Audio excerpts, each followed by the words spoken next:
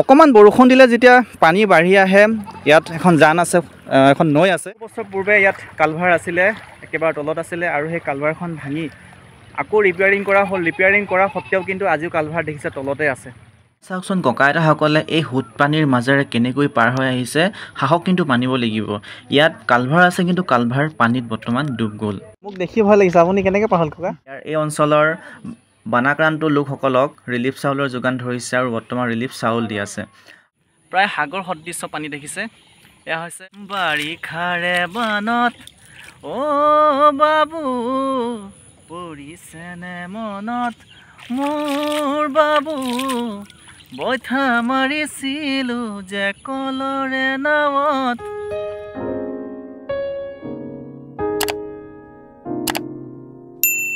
প্ৰিয় বন্ধুবৰ্গ স্বাগতম জনাইছোঁ সকলোকে আজিৰ মোৰ অন্য এটা নতুন ভিডিঅ'লৈ আজি মই আহিছোঁ বোকাখাটৰ খুবেই ওচৰত ধনশিৰি নৈৰ পাৰলৈ আৰু ধনশিৰি বুলি ক'লে প্ৰতি বছৰ ইয়াত বানপানী হয় আৰু দেখিছে ইয়াৰ বেক চাইডে চাৰিওফালে কেৱল সাগৰ সদৃশ্য পানী মই ইয়ালৈ আহিছোঁ আপোনালোকক সম্পূৰ্ণ পৰিৱেশ দেখুৱাম ইয়াত প্ৰতি বছৰে বানপানী হয় দেখিছে এয়া সম্পূৰ্ণ সাগৰ সদৃশ্য পানী আৰু হোৱা দেখিছে প্ৰায় 3 বিঘা মাটিত আগৰি থকা এজোপা বটবৃক্ষ আছে যি আমাৰ উজনি অসমৰ ভিতৰত আটাইতকৈ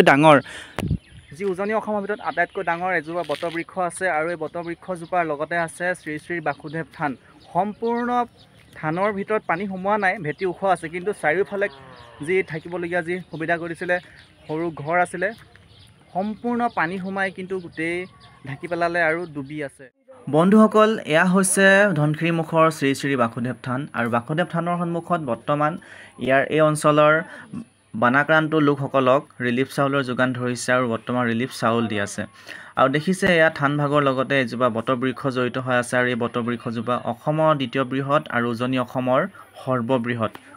অসমৰ সৰ্ববৃহৎ এজোপা বটবৃক্ষ এজোপা গছ আৰু এই গছজোপা 3 বিঘা মাটিত আগুৰি আছে আৰু এই গছজোপা দেখিছে বৰ্তমান চাৰিওফালে পানী বৰ্তমান বানপানী সোমাইছে আৰু প্ৰতি বছৰে ইয়াত বানপানী হয় বন্ধুসকল মই আছোঁ এয়া মৰিধনশিৰি নৈৰ পাৰত আৰু দেখিছে এয়া এখন আছে ফেৰী আৰু এই ফেৰীখনত মানুহে এইপিনেদি অহা যোৱা কৰে প্ৰায় তেজপুৰ লখিমপুৰ যায় আৰু এয়া আছে ফেৰীঘাট মই বৰ্তমান ফেৰীঘাটত আছোঁ আৰু দেখিছে প্ৰায় সাগৰ সদৃশ্য পানী দেখিছে এয়া হৈছে ধনশিৰি নৈ আৰু ধনশিৰি নৈত প্ৰতি বছৰে এনেদৰে পানীৰে পূৰা ভৰি পৰে পূৰা সাগৰ সদৃশ্য হৈ আছে বৰ্তমান আৰু এই স্থানত প্ৰতি বছৰে জানুৱাৰী মাহত যি বালিচৰ বুলি কয় বালিচৰ ইয়াত প্ৰতি বছৰে খুব সুন্দৰ এটা লোকেশ্যন হয় পিকনিক স্পট হয় আৰু প্ৰতি বছৰে ইয়াত হাজাৰ মানুহ বিভিন্ন প্ৰান্তৰ পৰা ইয়ালৈ পিকনিক খাব আহে আৰু খুব সুন্দৰ এখন পৰিৱেশ দেখিছে আপোনালোকে মই যিহেতু এনেই আছিলোঁ অকণমান আহিলোঁ দেখিছে এয়া পানী বৰ্তমান নাওখনত বহি অকণমান ভিডিঅ' এটা কৰিছোঁ আপোনালোকক দেখুৱাবৰ বাবে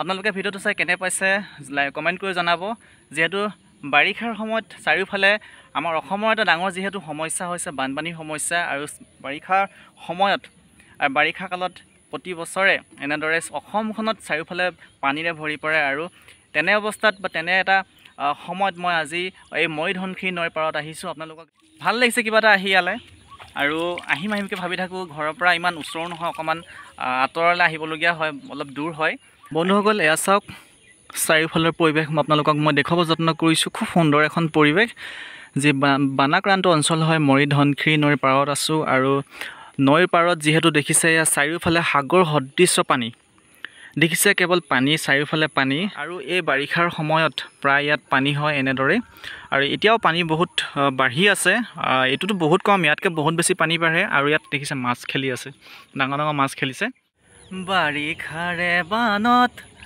অ' বাবু পৰিছেনে মনত মোৰ বাবু বৈঠা মাৰিছিলোঁ যে কলৰে নাৱত মন যায় উভতি গাঁৱলৈ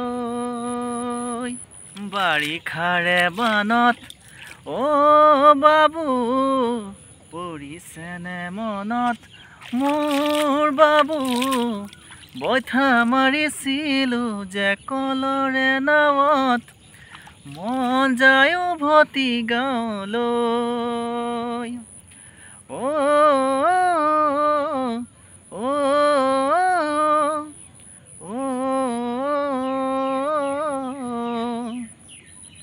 বাৰিষাৰে বানত অ' দাদা পৰিছেনে মনত মোৰ দাদা বঠা মাৰিছিলোঁ যে কলৰে নামত মন যায় উভতি গাঁৱলৈ। গাব নাজানো, অকণমান চেষ্টা কৰিলোঁ। জুবিন দাৰ আৰু বাবুৰ খুবেই এটি জনপ্ৰিয় গীত, যিহেতু বাৰিষাৰ বানতে কলৰ ভূৰত বহি বা নাৱত বহি এটা ভিডিঅ' শ্বুট কৰিছিলে, এটা গীত ৰচিছিলে আৰু খুবেই এটা জনপ্ৰিয় গীত। ভাল লাগে বাবে অকণমান শুনাব চেষ্টা কৰিলোঁ। বাকী চাওক, এয়া হৈছে সাগৰ সদৃশ্য পানী। মই ধনশিৰিৰ পাৰত আছোঁ, এয়া ধনশিৰি নৈৰ পাৰত। আৰু এয়া চাওকচোন ককা আইতাসকলে এই সোঁত পানীৰ মাজেৰে কেনেকৈ পাৰ হৈ আহিছে। সাহস কিন্তু মানিব লাগিব। ইয়াত কালভাৰ আছে, কিন্তু কালভাৰ পানীত বৰ্তমান ডুব গ'ল। মোক দেখি ভয় লাগিছে, আপুনি কেনেকৈ পাৰ হ'ল ককা? কি কৰিবা, নাহিলেও উপায় নাই নহয়। তাকেতো এইবিলাক কণ্ট্ৰলৰ চাউল তাউল পাই যে নাহি ল'ৰা ছোৱালী আহিলেকে ভয় কৰিছে। ফুট আছে এতিয়া কপাৰটি চাউল আনিব যায়, 3 মাহৰ একেলগত দিছে নহয়। জানো যাওঁ আহেচোন। তাকে মই মানে চাউলকেইটা আনিলেও পানী আহি আছে বুলিয়ে কৈছোঁ মানে, আকৌ বাহিলে অহা যোৱা কৰিবলৈ বহুত অসুবিধা যে। তাকেতো নাও পইচা নাই, নিবলৈ কৰিবলৈ দিগদাৰী। হয় দেই, তাকে দলংখন হোৱালে সুবিধা হ'লে হয়। ইমান কৰিলোঁ আৰু দলংখনৰ কাৰণে কম কৰা নাই আৰু কৰি আছে এতিয়ালৈকে দলং আনিয়ে নাই পোৱা। তাকেহে পানীত পাৰ হোৱা মোৰ অভ্যাস নাই বাবে মই ভয় কৰিছোঁ, কাৰণ যিসকলে অহা যোৱা কৰি থাকে পানীৰ মাজেৰে তেখেতসকলে হয়তো একাঠু পানী হওক বা এক বুকু পানী হ'লেও তেখেতসকলে যাব পাৰিব, কিন্তু মোৰ যিহেতু অভ্যাস নাই বাবে মই পাৰ হ'ব পৰা নাই, ভয় লাগিছে। আৰু মানুহে এনেকৈ অহা যোৱা কৰি আছে আৰু প্ৰতি বছৰে ইয়াত মানুহে এনেকুৱা এটা সমস্যাৰ সন্মুখীন হ'ব লগা হয়, কাৰণ এই দলংখন বনাবৰ বাবে আমাৰ দাঁতিকাষৰীয়া যিসকল ব্যক্তি আছে, যিসকল ৰাইজ আছে, ইয়াত সকলোৱে বহুত ৰিকুৱেষ্ট কৰাৰ পাছতো কিন্তু এই দলংখন আজিলৈকে নহ'ল।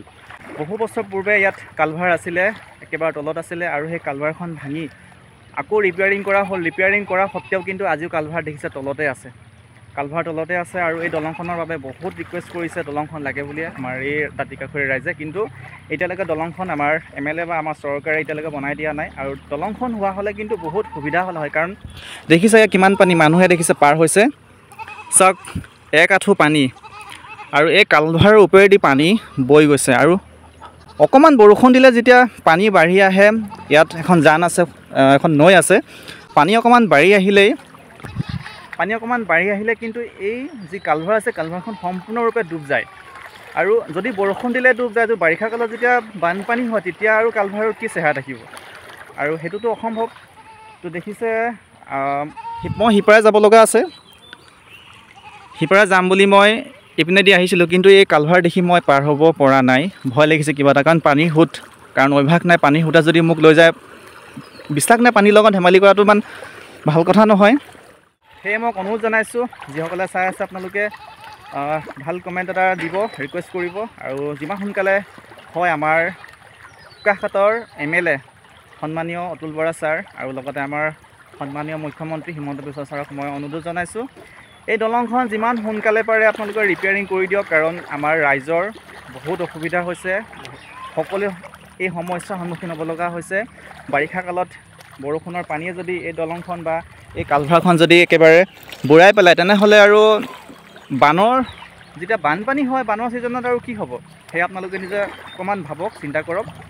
আপোনালোকক দেখুৱাব যত্ন কৰিলোঁ এই পৰিৱেশ। খৰীয়া মানুহবিলাকে কোৱা মতে কিন্তু ইয়াত ইমানেই দ আছে, ইয়াত 3ডাল বাঁহ কিন্তু ডুবি যাব, সিমান দ আছে। আৰু যদি কেনেবাকৈ মানুহ এজন পৰে ইয়াত, সেই মানুহজনৰ কি অৱস্থা হ'ব নিজে বাৰু ভাবক। ইমান সহজ কথা নহয়, পানী জুই এইবিলাকৰ লগত কেতিয়াও ধেমালি নহয়।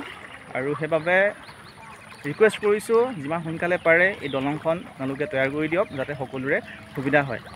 বন্ধুসকল, মই আপোনালোকক বোকাখাট ধনশিৰি নৈৰ পাৰৰ যি পৰিৱেশ, যি বানাক্ৰান্ত অঞ্চল আছিল, এই বানাক্ৰান্ত অঞ্চলৰ যি বানপানীৰ যি সমস্যা বা বানপানীৰ যি পৰিৱেশ সম্পূৰ্ণ আপোনালোকক দেখাব যত্ন কৰিলোঁ। যিসকলে চাই ভাল পালে লাইক কমেণ্ট কৰিব, আৰু যদি প্ৰথম আহিছে মোৰ চেনেলটো, প্লিজ আপোনালোকে যদি ভিজিট কৰিছে তেনেহ'লে চেনেলটো আপোনালোকে ছাবস্ক্ৰাইব, কাষত থকা বেল আইকনটো প্ৰেছ কৰি ল'ব। আজিলৈ ইমানেই, পুনৰবাৰ এটা নতুন ভিডিঅ'ত লগ পাই আছোঁ। Bye bye.